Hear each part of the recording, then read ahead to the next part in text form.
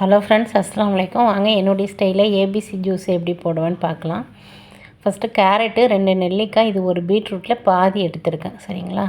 3ஐயும் நல்லா அலசிட்டு கட் பண்ணிவிட்டு மிக்ஸி ஜாரில் சேர்த்துக்கோங்க. அதுக்கு வந்து ஒரு பிஞ்சு இஞ்சி, அப்புறம் ஒரு ஹாஃப் லெமன், அரையிலி பாதி லெமன். நம்ம இஞ்சி சேர்க்குறதுனால லெமன் அதிகமாக சேர்க்கணும் அவசியம் இல்லை. அந்த லெமனும் இஞ்சி ஃப்ளேவரும் ஜூஸ் குடிக்கிறதுக்கு செம்ம டேஸ்ட்டாக இருக்கும். நான் இப்படி தான் என்னுடைய டேஸ்ட்டில் குடிக்கிறேன். இன்ஷால்லா நீங்களும் ட்ரை பண்ணி பாருங்கள். அதுக்கப்புறம் ஒரு 2 டீஸ்பூன் தேன் வந்து உடம்புக்கு ரொம்ப நல்லது.